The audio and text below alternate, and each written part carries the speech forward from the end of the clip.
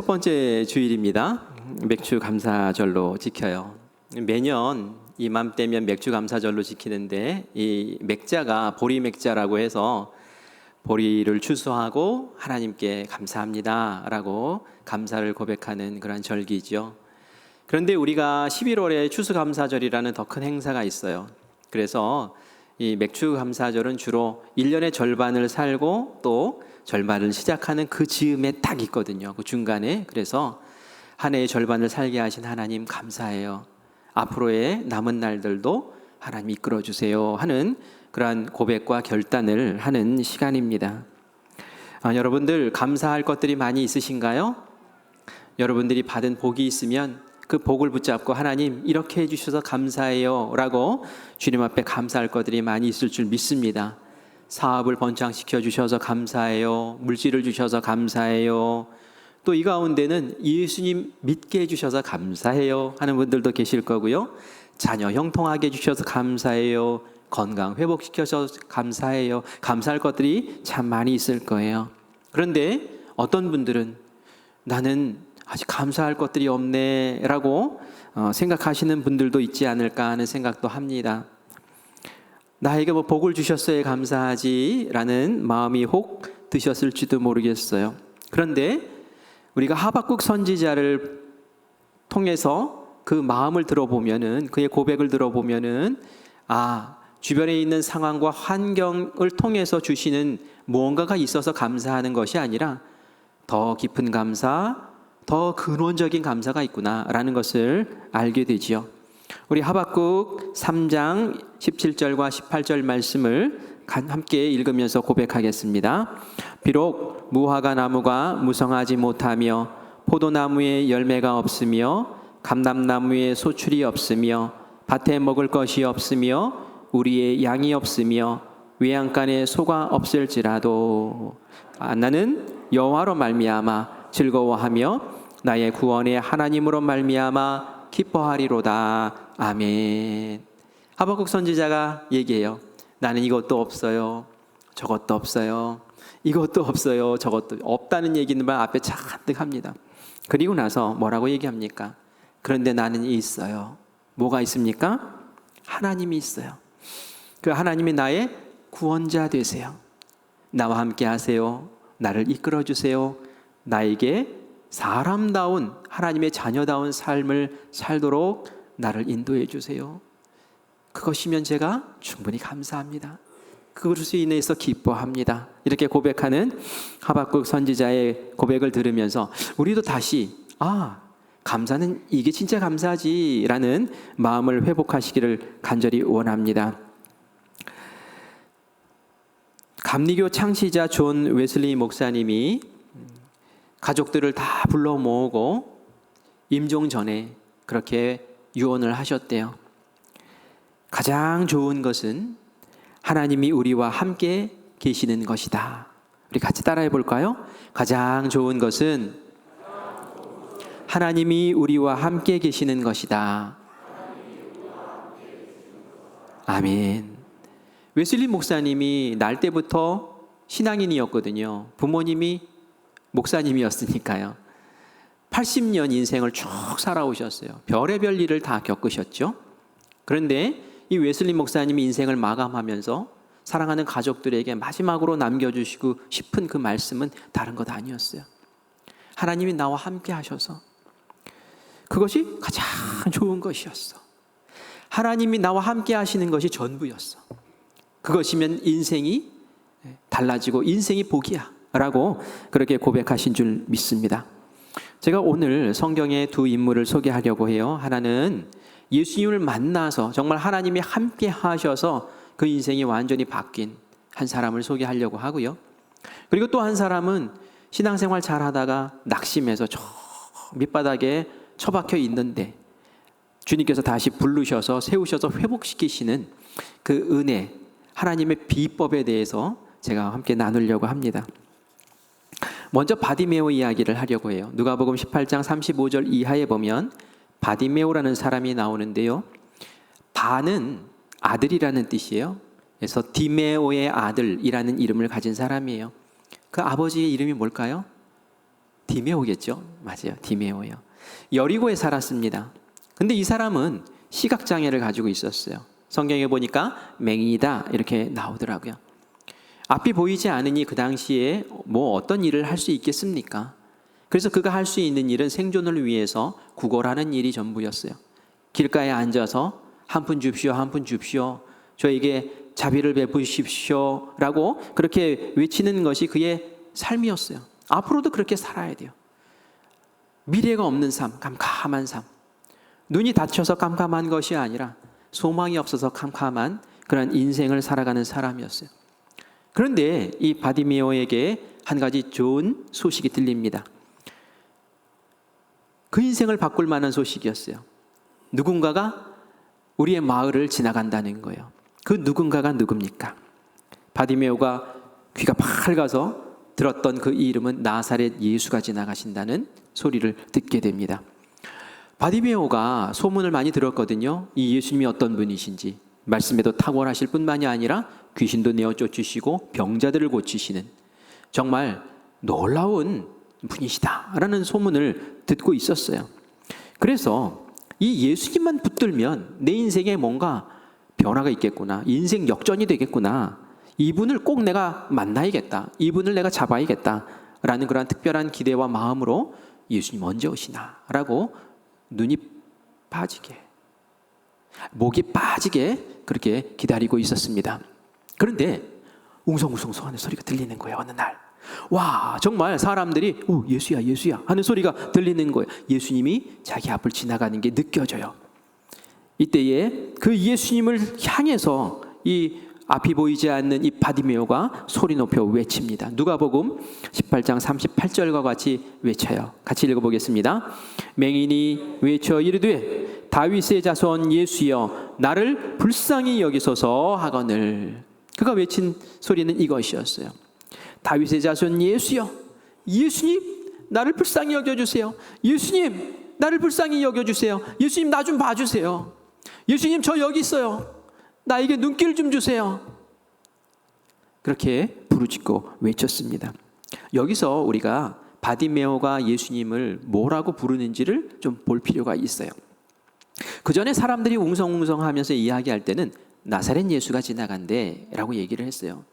그 나사렛 예수라는 것은 촌뜨기 예수라는 뜻이에요. 나사렛은 저 구석배기에 박혀있는 촌이었거든요. 서울 사람이 아니었다는 거예요. 저 촌 사람이었다는 거예요. 약간 얕잡아 보는 그런 것도 있어요. 그런데 이 바디메오가 예수님을 부를 때 어떻게 불렀습니까? 나사렛 예수요 라고 안 불렀어요. 오늘 읽은 말씀에 뭐라고 나옵니까? 다윗의 자손 예수요 라고 나오는데 이것이 바디메오가 예수님을 이해하는 이해의 척도라는 거예요.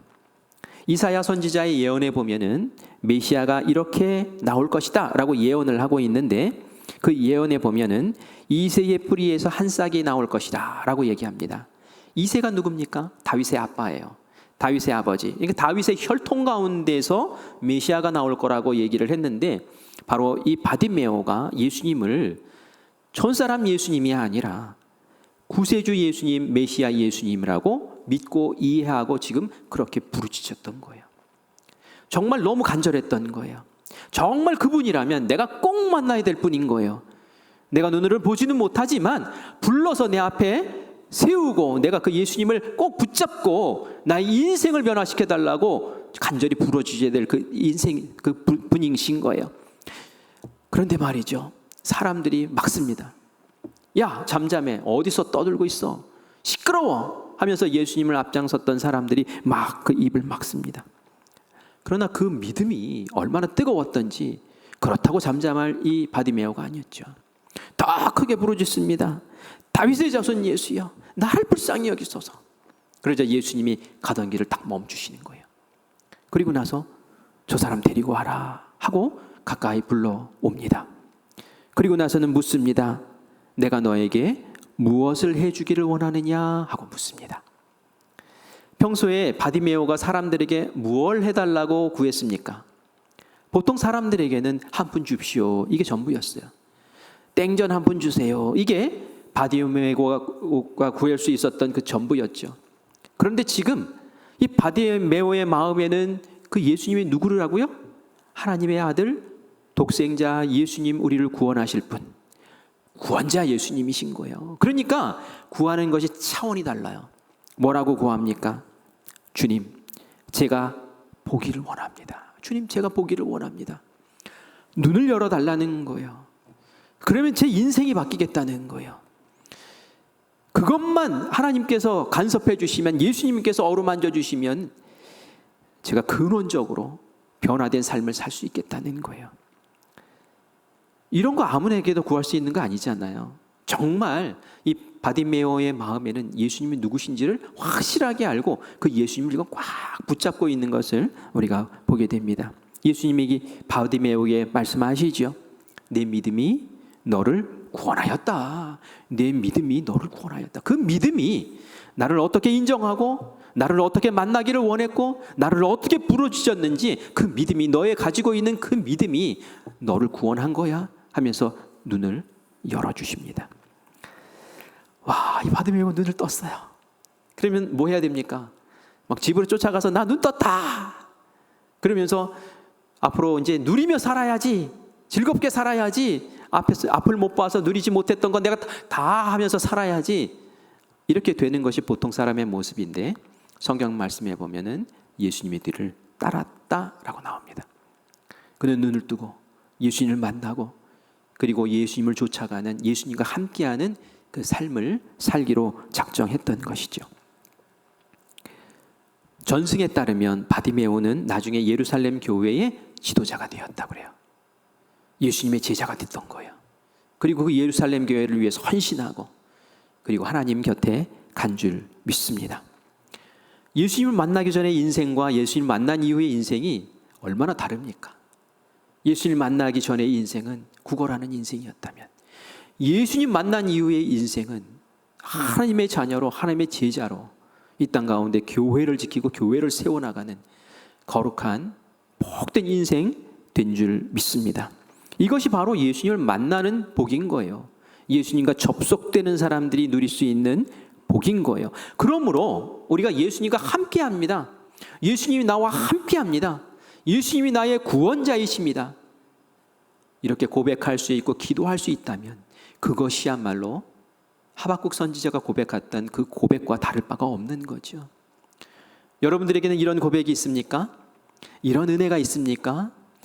이런 감격이 있습니까? 그렇다면 오늘 이 시간에 우리는 얼마든지 충분히 하박국 선지자와 같이 주님 감사합니다 라고 고백할 수 있을 줄 믿습니다.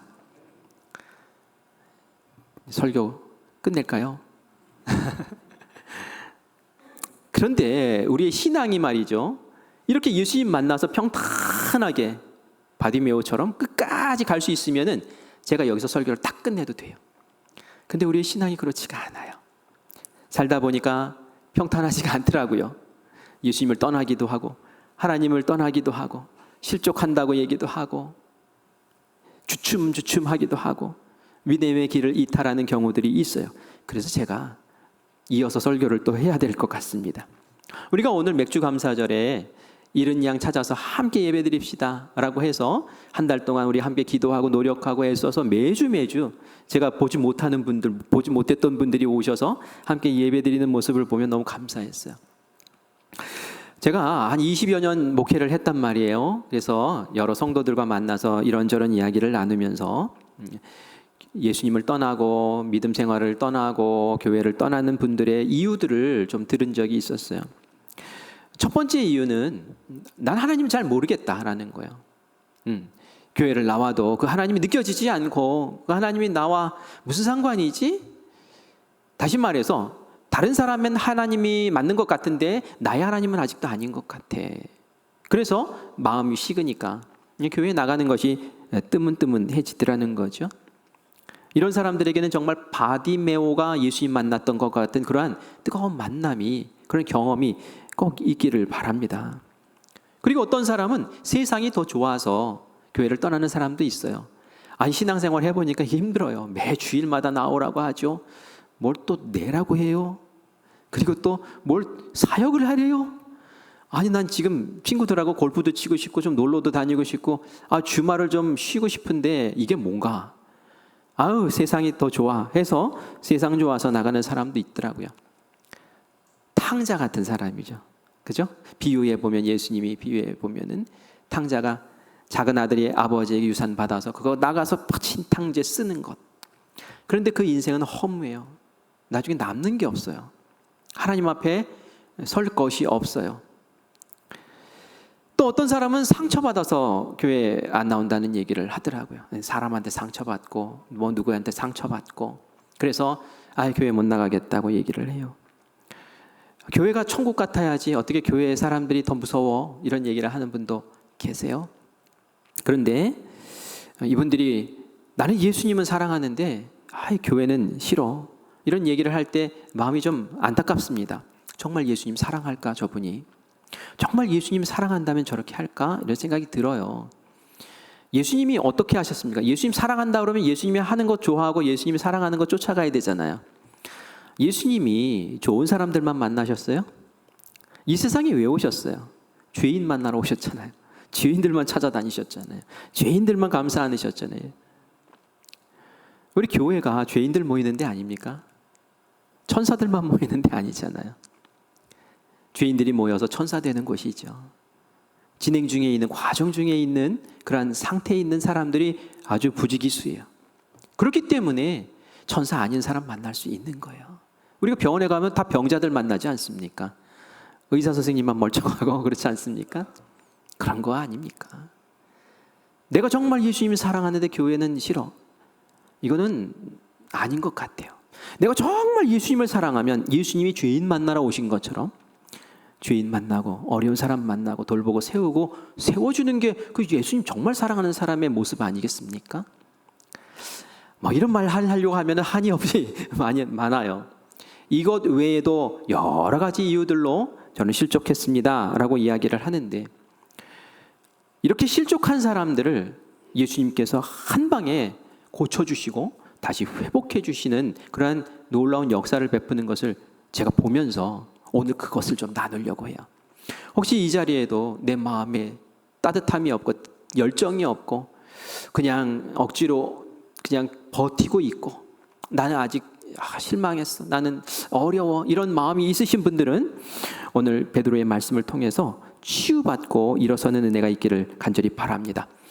여러분들은 베드로 잘 아시지 않습니까? 그런데 오늘 요한복음 21장에서 만나는 베드로는 우리가 예전에 보았던 베드로와는 조금 달라요.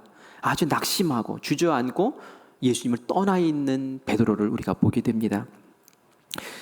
베드로는 그전에 예수님에게 정말 칭찬받는 베드로였는데 이 베드로가 예수님 곤경에 빠졌을 때에 예수님 모른다고 3번이나 부인하고 저주했던 그런 경험이 있죠. 그리고 나서는 베드로가 쿡쿡 가라앉습니다. 예수님이 십자가에 달려 죽으셨어요. 그리고 예수님이 부활하셔서 제자들 곁에 안 계세요. 마음이 허전해요. 그가 설 수 있는 곳이 어디 있는지를 모르겠어요. 그래서 그가 찾아간 곳은 그의 고향이었어요.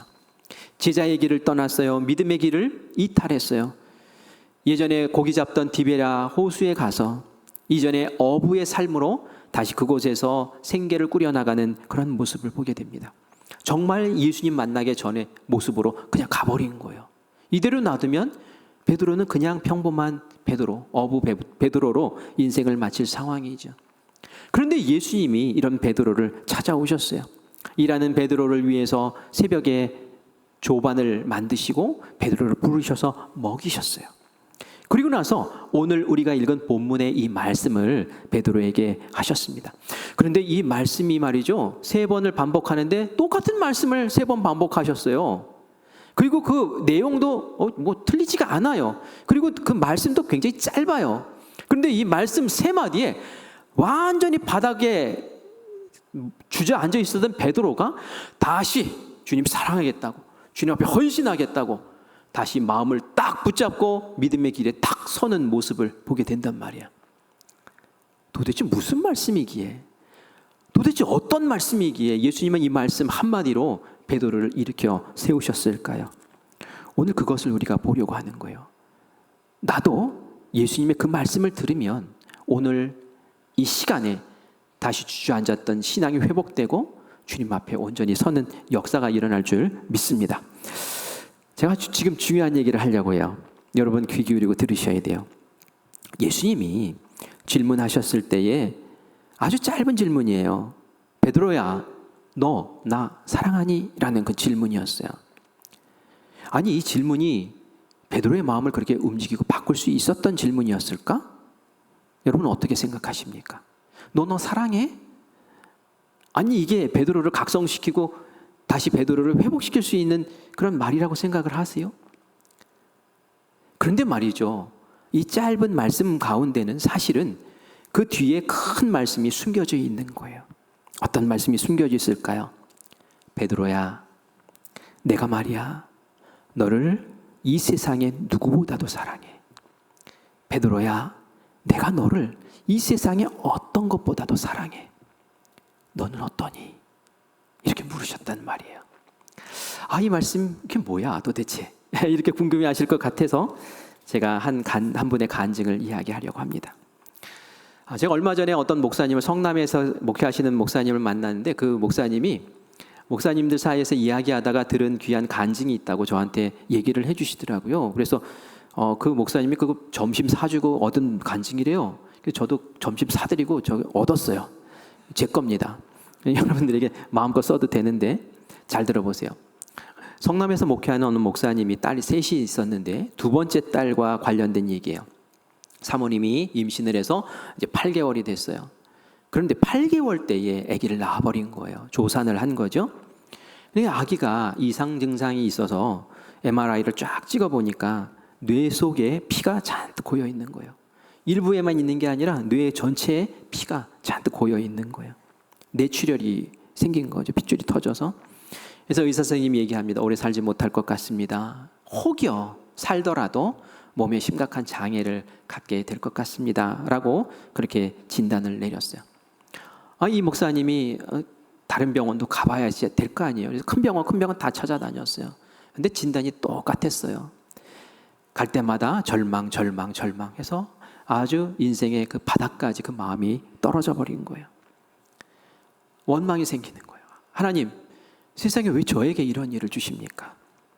하나님, 섭섭합니다. 하나님, 저에게 왜 이러십니까?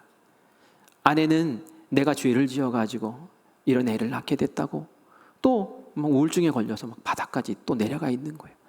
도저히 이런 상태에서는 설교를 할 수 없는 거예요. 내 마음에 하나님을 향한 신뢰가 없는데 어떻게 교인들 앞에서 뻔뻔스럽게 믿으세요, 예수님 믿으세요, 이런 말을 할 수 있겠습니까? 기도도 잘 안 되고 너무너무 마음이 어려운 거예요. 이 아이의 병원비를 마련하기 위해서 또 목회뿐만이 아니라 평상시에 또 알바하러 나가고 몸이 지쳐가지고 들어와서 아이를 볼라 치면 아이 보고 싶지가 않은 거예요. 아이가 쭉 처져 있는데 나도 처져 있는데 너까지 처져 있으니 어떻게 이 아이를 보고 싶겠습니까? 정말 죽고 싶더래요. 그런 생각이 들더래요. 야, 너 나랑 같이 죽을까? 죽자. 살아서 뭐 하겠니? 너 어렵게 살 텐데. 그런데 목사님이 천국과 지옥을 알잖아요. 그래서 죽지 못했다는 이야기를 합니다. 분당 차병원에 이런 아이들을 돌보는 병동이 있어서 거기에 등록을 하고 아이들 재활하는 훈련의 모습을 보니까 막 까치발로 막 이렇게 서서 가죽끈에 묶여서 이렇게 하는 모습, 또 보조기에 막 해서 이렇게 끌려다니는 모습 보니까 너무 끔찍하고 너무 괴로운 거예요. 눈앞이 깜깜한 거예요. 이래가지고 내가 살아야 되나? 목회를 접어야 되나? 막 이런 생각까지도 들었다고 해요. 그런데 어느 날 지친 몸으로 그날도 들어와서 아기를 보는데 이 아기가 이전과는 다르게 보이더라는 거예요. 너무너무 불쌍하게 보이고 너무너무 치근하게 보이는데 동시에 사랑스러운 마음이 들더라는 거예요. 느껴지더라는 거예요. 그러면서 이때에 이 순간에 성경 말씀이 하나 탁 떠오르는데 그게 바로 오늘 우리가 읽은 본문 말씀이었어요. 그런데 이 본문 말씀이 이전에 이분도 이거 가지고 설교를 하지 않았겠습니까? 이전에 자기가 설교했던 것과는 다른 말씀으로 자기의 마음에 들려오더라는 거예요. 뭐라고 들려왔을까요? 이전에는 베드로야 네가 나를 사랑하느냐라는 말씀이었지만 그날따라 그 마음에는 전혀 다른 말씀으로 아무개 목사야 내가 너를 이 세상의 그 누구보다도 사랑하는다. 그 어떤 것보다도 사랑한다. 그거 아니? 이렇게 들리더라는 거예요. 하나님이 나를 그렇게 사랑하시는구나. 예수님이 저를 그렇게 사랑하세요. 알지요. 주님 압니다. 하면서 그 마음을 고백을 하는데 그 마음이 뜨겁게 예수님의 사랑으로 채워지면서 이전에 가졌던 그 섭섭한 마음, 하나님을 향했던 원망의 마음, 그 절망의 마음이 말이죠. 다 눈 녹듯이 싹 녹아지는 것을 느낄 수 있었다고 얘기를 합니다. 그리고 나서 딸아이를 딱 안고 보는데 그 딸아이가 이제 불쌍해 보이는 게 아니라 너무 사랑스럽게 보이고 너무 귀하게 보이고 그 눈에 눈을 맞추고 그리고 나서 이 목사님이 그렇게 고백을 했대요. 하음아, 하음이가 이제 하나님의 음성 그거 따가지고 하음이라고 이름을 지었는데 하음아, 아빠가 너를 이 세상의 누구보다도 사랑하는 거 알지? 이 세상에 어떤 것보다도 사랑하는 거 알지? 아빠가 너를 이렇게 사랑해 라고 그렇게 진심으로 고백을 하고 그 딸을 품을 수 있었다라는 이야기를 합니다. 정말 이제는 상황과 여건에 상관없이 딸이 아프든 아프지 않든 그 상황에 전혀 상관없이 정말 그 딸을 주신 하나님께 감사한 마음이 생기고 그 딸이 너무 소중하고 너무 좋더라는 거예요. 그런데 말이죠. 그날 밤에 꿈을 꿨대요. 그 꿈속에서 어마어마하게 큰 아주 흉악하게 생긴 두꺼비가 딱 나타나가지고는 그 하음이를 덥석 이렇게 물은 거예요. 그리고 덜컥 하면서 삼키는 거예요. 몸이 점점 들어가서 나중에 발만 남아서 발이 동동동동동동 하고 있는 모습을 본 거예요. 그러니까 이 목사님이 큰일 났다 이거 어떻게 하면 좋지? 사모, 여보 빨리 와 이거 살려내야 돼. 근데 꿈속에서 이 몸이 움직이나요? 굳어가지고 말이죠 막 어쩔 줄 몰라가 막 끙끙거리고 있는데 갑자기 어떤 처음 보는 생물이 나타나서 이 두꺼비하고 막 전쟁을 치르더니 공격을 하더니 결국은 이 두꺼비가 웩 하고 뱉어내는데 자기 딸이 무사하게 이제 살아난 거예요. 그러면서 잠이 딱 깬 거예요. 이 목사님이 위해서 할렐루야 하면서 하나님 우리 하음이 살려주셔서 감사해요 라는 그런 고백을 하고 아내에게 그 얘기를 하고 그리고 나서는 마음에 하나님 살려주실 것 같아 라는 마음이 들어서 혹시 하나님이 우리 딸 고쳐주셨을지도 모르겠다. 우리 병원 한번 가보자 해가지고 그 병원에 갔다지 않습니까? 그 차병원에 가서 다시 한번 딱 찍어봤는데 어떤 일이 있었을까요? 뇌에 고여있던 피가 싹 사라져버린 거예요. 아멘. 그러니까 이 의사가 깜짝 놀라가지고 이런 일을 본 적이 없는데 이게 도대체 어떻게 된 일인가? 그러면서 하여간 의학적으로 설명은 해줘야 되니까 그 피가 그 세포에 다 스며들어가지고 이렇게 깨끗하게 치유된 것 같다고 그렇게 얘기를 하지만 이 목사님은 알죠. 누가 치유하셨습니까? 하나님이 치유하신 줄 믿습니다. 이런 기적을 체험하고 나니까 뭐 어떻겠어요? 목회에 막 힘이 나는 거죠. 막 예수님 믿으라고 내가 경험했다고 그 하나님 살아계신다고 당당하게 복음 전하고 그리고 이 하음이도 건강하게 지금 잘 자라고 있다는 이야기를 들었습니다.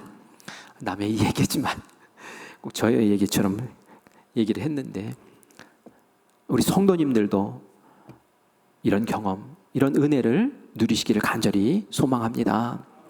그런데 말이죠.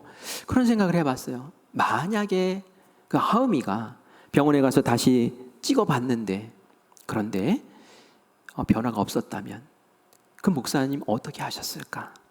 감사하셨을까? 기뻐하셨을까? 목회를 계속 하셨을까? 이런 생각을 해봤어요.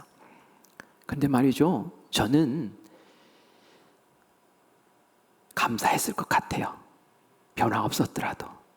왜요? 이미 주님이 내가 너를 이 세상에서 제일 사랑하는 거 알지? 내가 너를 그 어떤 것보다도 사랑하는 거 알지? 내가 너를 사랑해. 내가 너를 사랑해. 하는 그 순간에 이미 다른 여건들, 다른 상황들은 이 목사님의 마음에 아무것도 아닌 것이 되어버렸어요. 그리고 그 딸을 품고 똑같은 고백을 했을 때에 그 딸이 어떤 상황에 있든지 이미 그 목사님의 마음에는 하나님의 은혜로 충만하고 그 신앙이 회복되고 하나님 앞에 온전히 감사할 수 있는 영이 된 줄 믿습니다. 예수님이 베드로에게 말씀하신 그 짧은 질문이 바로 이런 의미가 있다는 거예요. 너 나 사랑하니? 막 3번씩이나 물으면서 확인 사살하려고 한 거 아니에요. 너 과거에 3번이나 나 부인했지? 너도 한번 당해봐라. 그러면서 막 복수하려고 그런 거 아니에요. 너 나 사랑하니? 이 말씀은 말이죠, 내가 너를 사랑해. 무엇보다도 사랑해. 내가 너를 십자가에 달리면서 사랑했잖아. 네가 업으로 있어도 사랑해. 네가 나를 배신해도 사랑해. 네가 지금 떠나서 나를 떠나서 지금 고기 잡고 있어도 사랑해. 나는 네가 전부야. 그런데 너는 어떠니? 너도 그렇게 해줄래? 예수님이 지금 사랑 고백하고 있는 거예요. 그 사랑 고백을 말이죠, 3번이나 이 베드로가 받은 거예요. 그런데 어떻게 베드로가 처져 있을 수 있겠습니까? 예수님이 나를 이렇게 사랑하신다는데, 예수님, 주님께서 나를 이렇게 사랑하시는데, 주여, 저도 주님 사랑합니다. 주님 다시 일어설게요. 그래서 사랑한다는 말 때문에 베드로가 다시 일어서게 된 줄 믿습니다. 우리가 아까 15절 말씀 보았는데요, 15절 다시 한번 볼게요. 아까 호칭 중요하다고 했잖아요. 호칭. 예수님께서 베드로 부르실 때 어떤 호칭으로 부르셨는지 한번 노란 부분만 같이 보도록 할게요. 뭐라고 부르셨습니까? 요한의 아들 시몬아. 그죠? 요한의 아들 시몬아. 아니, 베드로라는 이름을 예수님이 직접 지어주시고 나서는 아니 왜 갑자기 시몬아 이렇게 부르신 걸까요? 지금 예수님이 만난 그 사람은 예수님 믿고 신앙 고백했던 그때의 베드로의 그러한 모습이 아니라는 거예요. 예수님을 만나기 전에 시몬의 모습, 어부의 모습, 예수님 못 만났을 때의 모습, 실망하고 좌절했을 때의 모습, 인생에 미래가 별로 없는 그 모습. 그렇지만 내가 나를 만나기 전에 그 좌절하고 실패한 그 모습까지도 나는 사랑하고 품어. 나는 그 모습을 사랑해. 그 모습도 나는 사랑해. 그 사랑이 우리 사람들이 하는 사랑과 다른 거예요. 우리는 어떻습니까? 실패한 사람 안 사랑하잖아요. 너 실패했잖아, 저리 가. 너 부족하잖아, 저리 가. 하지만 예수님 그렇지가 않죠. 너 죄인이니까 내가 사랑할래. 너 약하니까 내가 사랑할래. 너 낙심했으니까 내가 사랑할래. 너 믿음의 길을 떠났으니까 내가 너 사랑할래. 그게 우리에게 베푸신 예수님의 온전하신 사랑인 줄 믿습니다. 그리고 오늘도 지금 이 시간에 우리에게 내가 이 사랑으로 너희를 사랑한다 라고 고백하시면서 우리를 하나님의 품에 품으시는 줄 믿습니다. 이 사랑 안에서 우리가 뭘 하나님 앞에 따지고 뭘 원망하고 뭘 섭섭해하겠습니까? 생명 다해서 우리를 사랑하셨다는데 우리의 입술에는 그냥 감사합니다. 저도 사랑할게요. 저도 예수님 따라갈게요.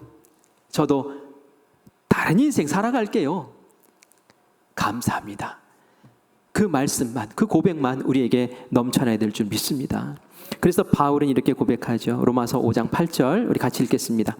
우리가 아직 죄인 되었을 때에 그리스도께서 우리를 위하여 죽으심으로 하나님께서 우리에 대한 자기의 사랑을 확증하셨느니라.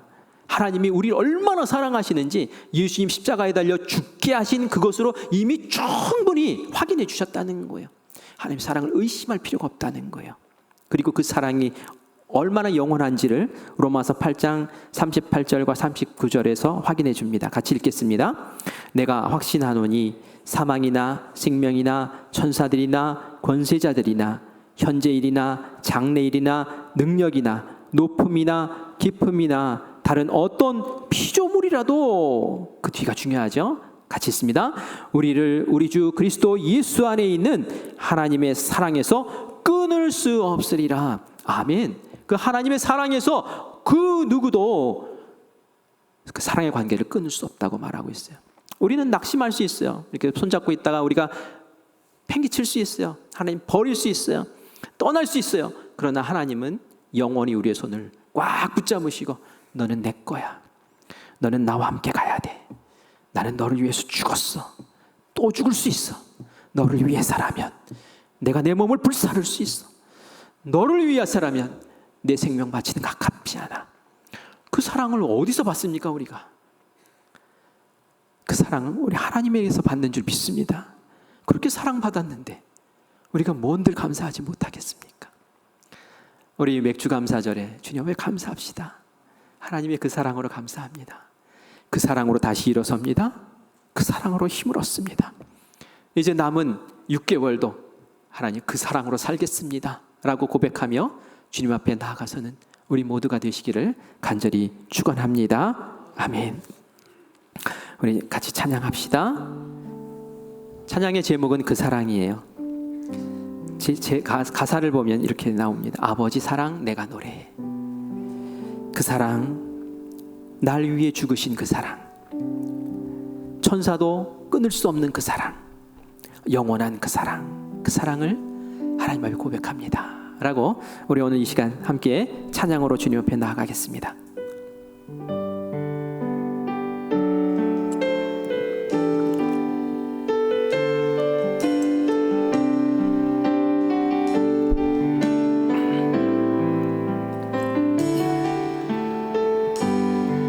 아버지 사랑 내가 노래해. 아버지 사랑 내가 노래해. 아버지 은혜 내가 노래해.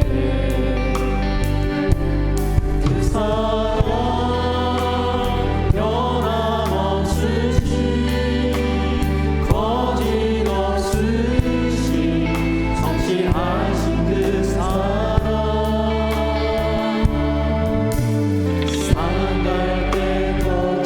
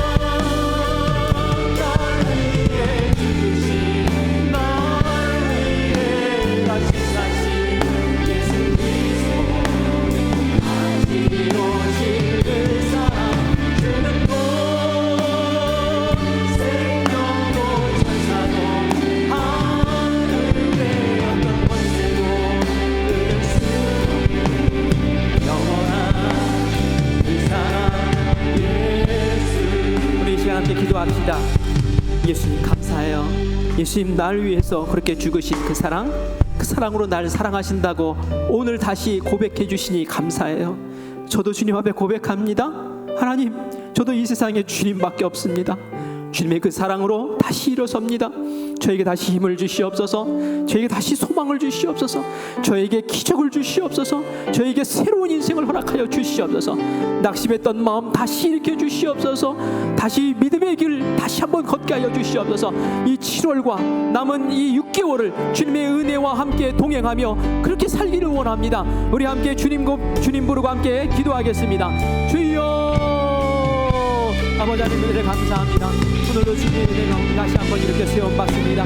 주님은 나를 베드로처럼 부르신 것이 아니라 그 낙심했던 베드로를 찾아와서 만나주시고 저희들을 먹이시고 그리고 나도 사랑한다라고 고백하셨던 그 사랑이 아버지 하나님, 나를 향한 주님의 사랑임을 다시 한번 고백하며 주님 앞에 나아갑니다. 저도 주님 앞에 고백합니다.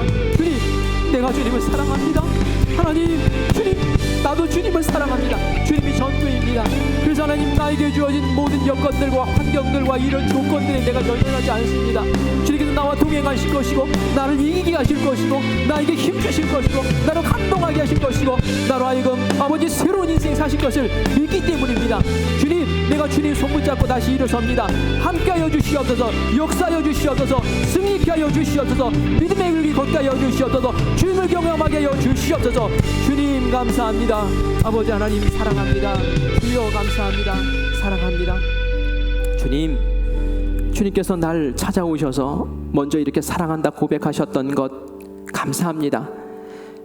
연약한 갈대 같은 우리, 꺼져가는 등불 같은 우리 외면치 아니시고 우리를 하나님의 그 크신 사랑으로, 십자가 사랑으로, 죽으심으로, 생명으로 우리를 살리신 귀한 은혜를 다시 한번 이 시간 감격하며 다시 한번 주님 앞에 고백합니다.